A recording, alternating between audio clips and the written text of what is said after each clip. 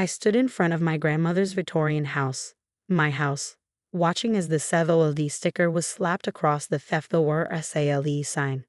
My father's Mercedes pulled into the driveway and he stepped out with that self-satisfied smile I'd grown to hate.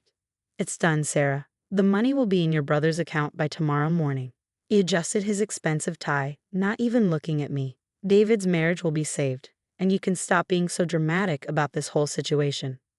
At 32, I'd learned that my father's definition of dramatic meant standing up for myself. The house had been my grandmother Martha's final gift to me, not to my father, and certainly not to my older brother David, who'd gambled away his own inheritance along with his wife's family fortune.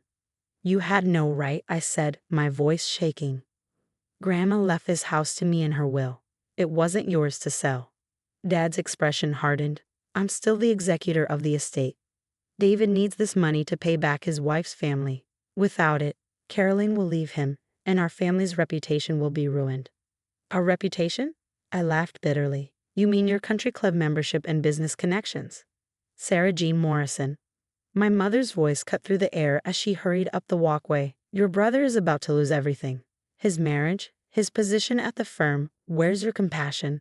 The irony of her asking about compassion wasn't lost on me. When I'd lost my job during the pandemic and asked to move into this house early, they'd refused, saying I needed to learn independence. But when David lost $500,000 at underground poker games, suddenly family loyalty was paramount. He lost that money illegally gambling Mom. Caroline's family could press charges. "Which is exactly why we need to make this right," Dad interrupted. "The house sold for $875,000. That covers David's debt and saves your brother's marriage." End of discussion. I pulled out my phone, showing them the message I'd received that morning, except it's not. "I spoke to Mr. Patterson at the notary's office. He needs to see all of us tomorrow morning. Something about documentation irregularities." Dad's face flickered with something I'd never seen before. Fear. "Cancel it. I'll handle the paperwork myself." "Mr. Patterson said that's not possible. He specifically needs to see you, me, David, and Mom, together." Mom touched Dad's arm nervously. "Frank, maybe we should." "Fine," he snapped. "Tomorrow at 9 a.m. But this changes nothing. The house is sold." That evening, I sat in my apartment surrounded by boxes of Grandma Martha's papers. I'd been going through them ever since Dad announced he was selling the house 3 weeks ago. Something about this whole situation felt wrong, beyond the obvious injustice. My phone buzzed with a text from David. "You're really going to make this difficult, aren't you?" I stared at his message, remembering how close we'd been as kids before money and Dad's expectations had twisted him into someone I barely recognized. "The notary called me, not the other way around," I replied. "Just sign whatever they need you to sign. Caroline's family is breathing down my neck." I thought about Caroline, my sister-in-law, who'd stood by David through 3 rounds of rehab for his gambling addiction. Her family had helped hide his losses for years to avoid scandal. Now they wanted their money back, and somehow, that had become my problem. Another text from David. "You don't even need the house. You have your teaching job." "A job that barely covers my rent." I typed back. "The house was my future." "My marriage is my future," came his reply. I picked up Grandma Martha's last photo album, the one from the year before she died. She'd been so careful with her estate planning, so specific about who got what.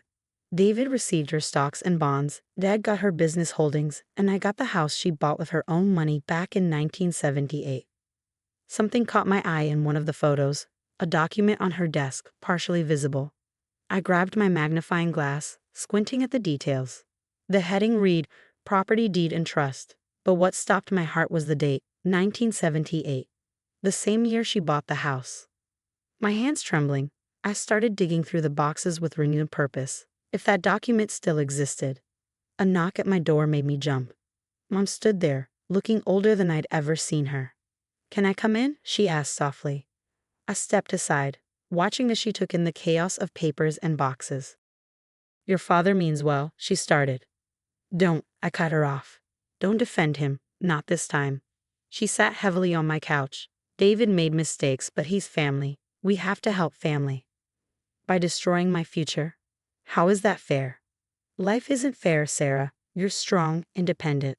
David needs this more than you do." I looked at my mother, really looked at her.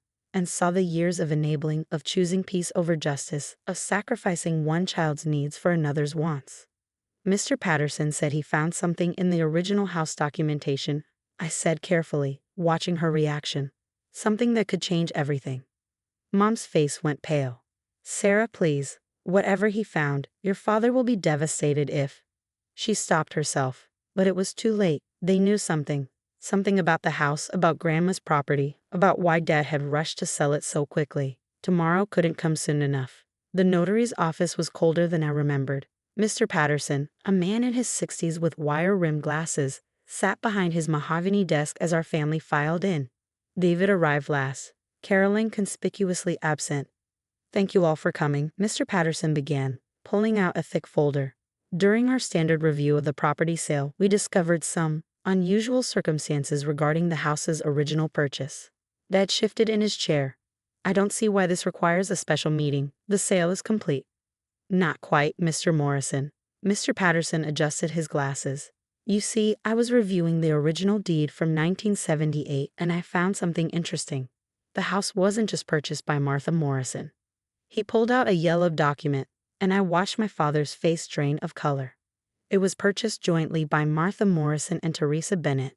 Mom gasped. I frowned, the name striking a familiar chord. Who's Teresa Bennett? David asked, looking confused. Dad stood up abruptly. This meeting is over. That name has nothing to do with. Teresa Bennett was my birth mother. I cut in, the realization hitting me like a thunderbolt. The woman who died when I was 2, whom my family never discussed. Mom had adopted me when she married Dad a year later. Mr. Patterson nodded. According to these documents, Martha Morrison and Teresa Bennett jointly purchased this property with the explicit provision that it would pass to Teresa's child, you, Sarah, upon Martha's death. The room spun. I grabbed the edge of the desk to steady myself. That's impossible, Dad sputtered. Martha left the house to Sarah in her will, not through some ancient deed. Actually, Mr. Patterson continued, the will merely confirmed what was legally established in 1978. This property was never part of Frank Morrison's estate to execute. It transferred directly to Sarah upon Martha's death through this binding trust agreement. David jumped up. This is ridiculous. The sale's already gone through. The money's been promised to Caroline's family. Any sale would have required Ms. Sarah Morrison's explicit consent as the legal owner, Mr. Patterson stated firmly. The current sale is invalid. I looked at my father, pieces falling into place. You knew. That's why you rushed the sale through. You knew if anyone looked too closely. Mom started crying softly. Frank, we should have told her. Told me what? I demanded. Dad collapsed back into his chair, suddenly looking every bit his 60 years. Your grandmother and your birth mother were best friends. They bought the house together when Teresa got pregnant with you. They had this dream of creating a safe place for you, no matter what. When Teresa died, Mom continued gently, Martha made us promise to never sell the house, to make sure it stayed yours. It was Teresa's only real asset, her gift to you. The weight of this betrayal crushed my chest. Not just the recent attempt to sell the house, but the decades of silence about my birth mother, about her friendship with Grandma, about this legacy they created for me. So you tried to steal my inheritance twice, I said to my father. Once from my birth mother and now from grandmother. I was protecting this family. Dad exploded. David needs this money, your brother is a grown man who gambled away his own inheritance. I finished. That's not my responsibility. David stood up, his face red. You can't just let my marriage fall apart. Caroline's family will press charges. Perhaps, Mr. Patterson interjected, you should have considered that before gambling with their money. I turned to the notary. What happens now? The sale is void. The house remains yours, Ms. Morrison. Additionally, he pulled out another document. There's the matter of the trust account. What trust account? Dad asked sharply. Mr. Patterson smiled slightly. The one established by Martha Morrison and Teresa Bennett in 1978, tied to the property. It seems your grandmother continued contributing to it until her death. He slid a bank statement across the desk. The number made my eyes widen. That's enough to cover David's debt, Mom whispered. No, I said firmly, standing up. That's my birth mother's legacy, and Grandma's love. I'm not using it to enable more gambling. David stormed out, slamming the door. Dad followed, his authority finally shattered. Mom lingered, tears in her eyes. Your birth mother would be proud of you, she said softly. She was always strong too. That's what scared your father. He could never control her, and he can't control you either. I watched them leave, then turned back to Mr. Patterson. Thank you for finding the truth. He smiled, handing me the original deed. Your grandmother brought these documents to me for safekeeping months before she died. She said someday they'd be needed. She also left you this. He handed me an envelope, Grandma's elegant handwriting on the front. For Sarah, when the truth comes out. The envelope trembled in my hands as I sat on the porch of my house. Truly my house now. The setting sun cast long shadows across the Victorian architecture that my birth mother and grandmother had chosen together. Taking a deep breath, I opened Grandma Martha's letter. My dearest Sarah, if you're reading this, then the truth about the house has finally come to light. Your mother Teresa and I bought this house during her 7th month of pregnancy. We'd sit on this very porch, drinking lemonade, while she talked about all her dreams for you. Teresa knew her heart condition meant she might not see you grow up. That's why we created this sanctuary, a piece of both of us that would always be yours. The trust fund was her idea too. My daughter will never be at anyone's mercy, she'd say. What you don't know is that your father tried to sell this house right after Teresa died. That's when I added the legal protections. I love your father, but I recognize in him what Teresa always saw, a man who confuses control with love. In the attic, behind the false wall in the north corner, you'll find a box. Teresa left it for you. It's time you knew all of your story. Love, Grandma Martha.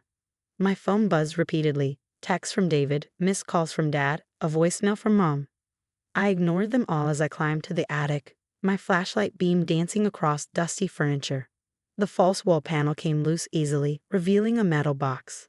Inside, I found photographs I'd never seen before. My birth mother, young and radiant, her hand on her pregnant belly. Her and Grandma Martha working in the garden. A document caught my eye. A letter dated 2 days before her death.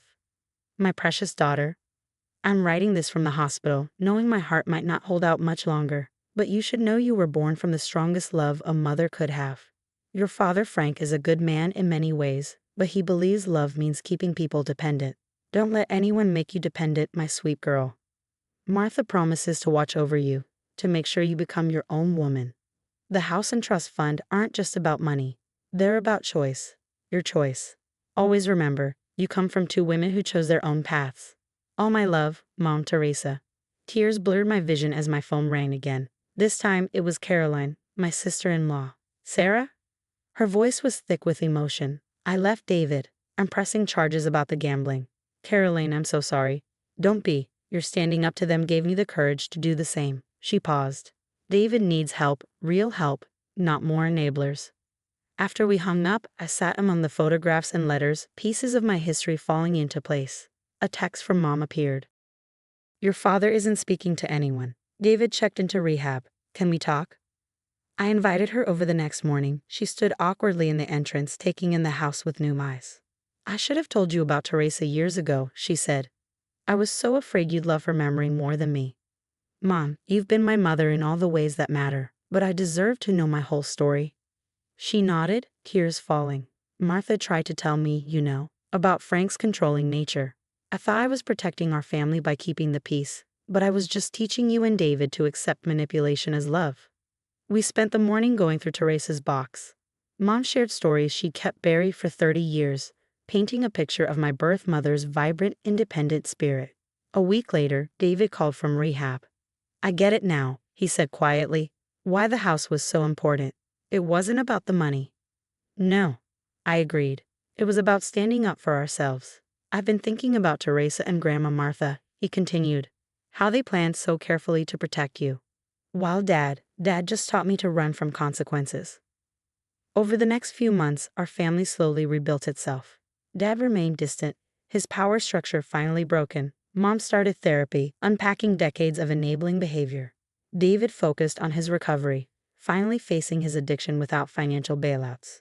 I renovated the house, honoring its original character while making it my own. Each repair felt like a conversation with Teresa and Grandma Martha, a continuation of their legacy of independence and strength.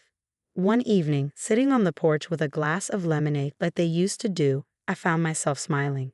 My father had tried to solve everything with money, never understanding that real inheritance isn't about property or trust funds. It's about the strength to stand up for yourself, the wisdom to recognize true love from control, and the courage to protect what matters. The house stands as a testament to 3 generations of women who chose their own paths. And now, finally, I understand why they fought so hard to preserve it, not as walls and windows, but as a symbol of unshakable independence.